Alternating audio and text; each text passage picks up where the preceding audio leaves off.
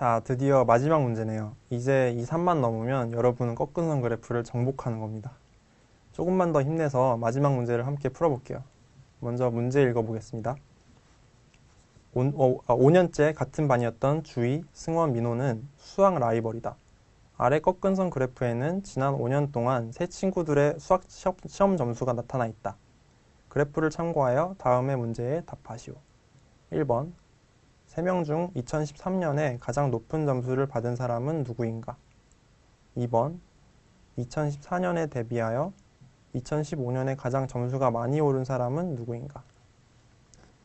자, 이제 문제를 다 읽었으니까 이 그래프도 함께 읽어볼까요?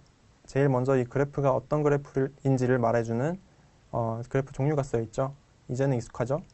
꺾은선 그래프라고 써있고 이 그래프가 어떠한 내용을 포함하고 있는지 아래 줄에 나와 있네요. 주인의 반 친구들의 연도별 수학 시험 점수라고 쓰여 있습니다.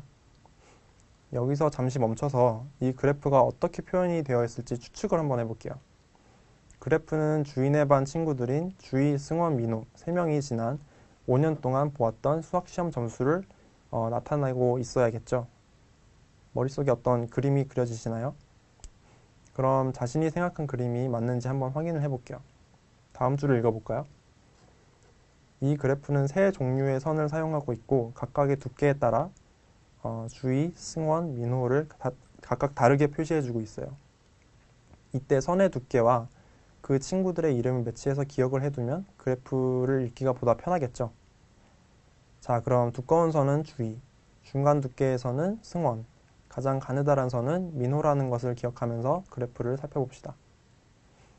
먼저 축을 읽어보면 세로 축은 수학 시험 점수를 나타내고 10 단위로 표시가 되어 있네요. 그럼 원점에서 오른쪽으로 이동해 보면서 가로축을 읽어봅시다. 가로축에는 연도가 2011년부터 2015년까지 표시가 되어 있네요.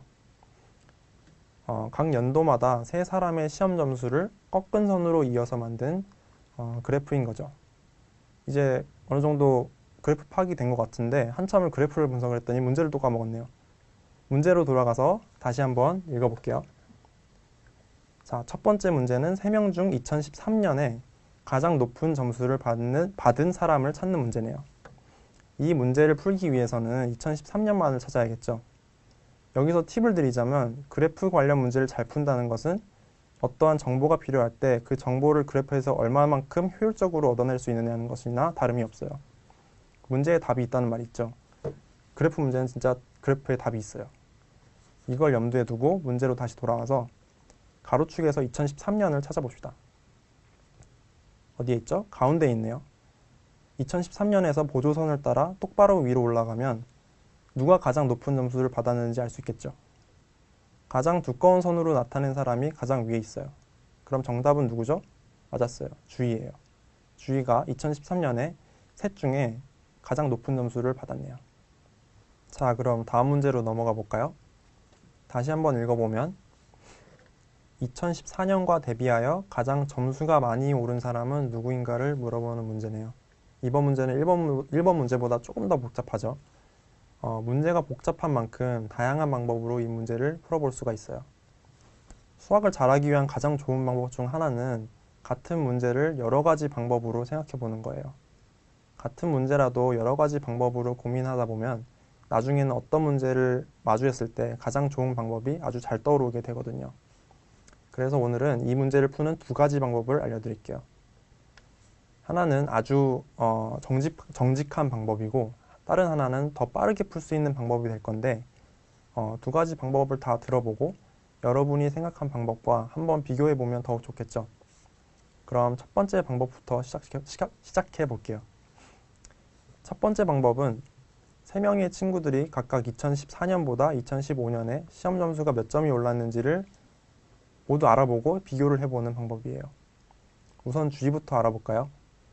주희의 2014년 점수를 알아보기 위해서는 앞선 문제에서처럼 가로축에서 2014년을 찾은 후에 보조선을 따라 올라가야겠죠. 2014년에는 주희와 승원이의 점수가 같네요.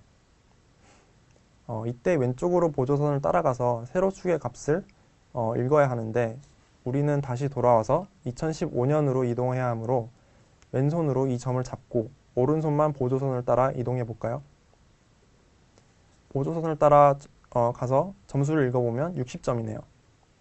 이제 아까 왼손으로 잡고 있던 점에서부터 주위를 표시하는 가장 두꺼운 선을 따라서 오른쪽으로 이동을 해보면 2015년에 주위가 몇 점 맞았는지를 알 수 있겠죠.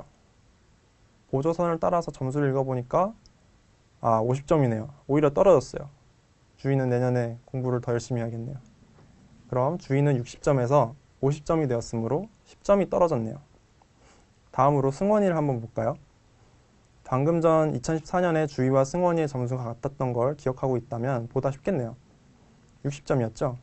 그럼 2015년에 승원이 점수는 80점이네요. 20점이나 올랐어요. 공부를 매우 열심히 한 학생인가 보네요. 마지막으로 민호를 한번 볼까요?